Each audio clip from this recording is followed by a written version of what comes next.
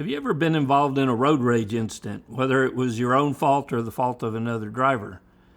Well, those can be especially hazardous if you're riding a motorcycle. In fact, let's look at some statistics. Fatal crashes. In 2015, the number of fatal car accidents related to road rage increased by 500% compared to the 9 years prior. Injuries and deaths. Over a 7-year period, road rage was responsible for 12,610 injuries and 218 murders in the United States. Aggressive driving. Approximately 66% of traffic fatalities are caused by aggressive driving behaviors, which are often associated with road rage. If you have noticed an increase in road rage incidents, it's not your imagination, as these statistics reveal. The problem for us on a motorcycle is we almost always come out on the losing end of a road rage incident with a car. So it's important for us to keep our emotions under control and avoid road rage situations like this. So this week on MCrider, we'll discuss some very practical tips to help keep your cool on a motorcycle. Having easy access to a smartphone on a motorcycle can offer some big advantages. The biggest two that come to mind is navigation and music, and if done responsibly, both of these can be beneficial to a rider, at least in my experience. One big decision if you want to do this is how and where you're going to mount your smartphone to your motorcycle. One of the best options that I've found comes from a company called Quadlock. I've purchased Quadlock products in the past, and I've been using them exclusively for the last few years. If you're not familiar with Quadlock, they provide mounting options for phones in a wide variety of sectors. So they've got products geared towards motorcyclist needs. They've got other options as well for cars, off-road use, aviation, office use, and a wide variety of other sectors as well. So in my case, this is an iPhone 14. They also offer cases for several other phones. I bought the iPhone 14 and came home with it that same day and ordered a Quadlock case for it so that I could use it on my various motorcycles because I already had the mounting options installed on those motorcycles. So Quadlock starts with a great case that fits perfectly on your phone, and it offers great protection for your phone. Over the next few months, I'll introduce you to other products that I've purchased over the years from Quadlock and why I think it's without a doubt the best mounting option for motorcyclists. Things like their ingenious vibration dampener that protects your phone and camera from the vibrations of a motorcycle. All the mounting options no matter what you ride, and the charging options that can keep your phone charged while you ride, and more. So you can clearly tell that I'm a fan of Quadlock, and I'm happy to have them as a partner with me for the next few months. If you want to learn more about Quadlock, go to mcrider.com/QL, and I'll forward you directly to their website. And as a bonus, you can use coupon code MCrider for a discount on their website. So I want to give a shout out and a thanks to the folks over at Quadlock for helping support motorcycle safety here on MCrider. And I look forward to telling you more about all the products that they offer in future videos. First tip is plan ahead. Start your ride with extra time so you're not in a rush. Planning removes some of the pressure and helps you handle situations more calmly. Now, this is especially true if you're commuting back and forth to work on a motorcycle. For several years, I commuted about 45 miles a day on a motorcycle to and from work in the Dallas-Fort Worth Metroplex area. On days when I did take the car, my commute looked something like this. But on the majority of days on a motorcycle, my commute looked more like this.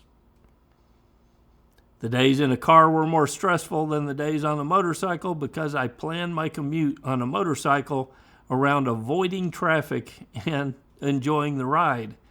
This is often involved by riding off the beaten path.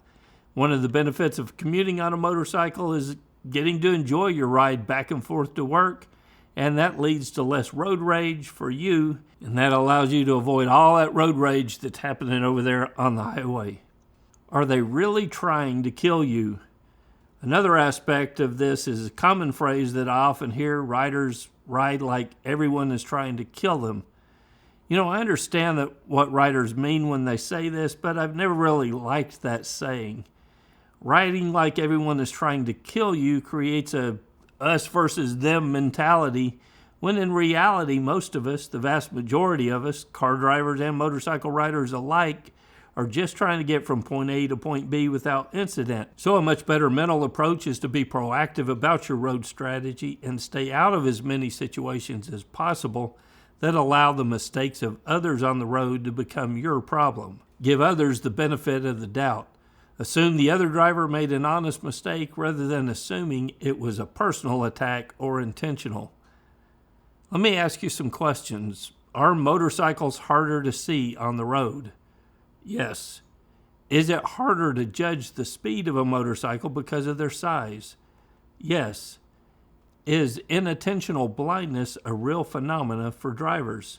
Again, yes.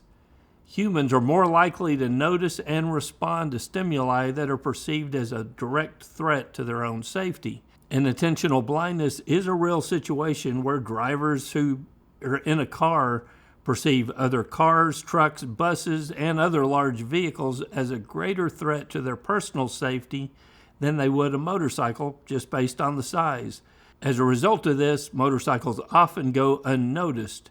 As riders, we would like drivers to overcome this by going out of their way to focus and look for motorcycles on the road, but the facts are not every driver will do this. Therefore, it's up to us to be proactive and assume that there's a good chance that we're not going to be seen and use good road strategy to alleviate that situation. Instead of blaming other drivers and acting like a victim, take responsibility for what you have control over and ride with a good road strategy. Avoid any type of gestures. Even seemingly harmless gestures like shaking your head or throwing your hands up can escalate a situation. Keep your reactions neutral. Throwing a hand up in the air, a one-finger salute, a long pronounced angry horn honk, rev bombing the car next to you, and especially pulling alongside a moving vehicle and yelling through their driver's side window is a sure way to find out what the driver's intentions are. Remember, in a collision with the car, we lose no matter who was right about the argument. We, as riders, lose. So it's always best to try and show no emotions when someone does something dumb on the road. It was most likely an innocent mistake, in which case you can give that driver some grace. But even if it wasn't an honest mistake, pulling next to that moving vehicle and yelling at them through the window is a surefire way to find out if it was a mistake or not. Avoid eye contact with aggressive drivers. If someone seems upset or aggressive, avoid engaging with eye contact and keep your attention on the road ahead. Your situation can go from bad to worse real quick if we let any single driver become the complete focus of our attention on a motorcycle. Even when we run into drivers that show a total lack of concern for our safety on the road, and I've seen a few of those myself here in DFW, we have to maintain our focus and avoid confrontation, and if possible, take an alternate route. The key is don't let the hate and anger of other drivers tempt you into making a mistake that you would otherwise not make. I'm sure your family would rather you get home from the ride than win a no-reward argument with a random driver that you'll probably never see again. So I hope these tips help. If you've got any other tips or stories, leave a comment below. I'm interested to hear what you've got to say. And if you haven't already, consider becoming a member of MCrider. You can get access to the field guide either in print or digital format. All the details can be found for membership at MCrider.com/member. And by becoming a member, you're supporting my ability to continue to make videos just like this. Till next week, guys, it's Kevin with MCrider, and I'll see you on the road. There's a whole lot more to MCrider than just the weekly videos. Go to MCrider.com/member. You'll get instant access to the forums and the field guide.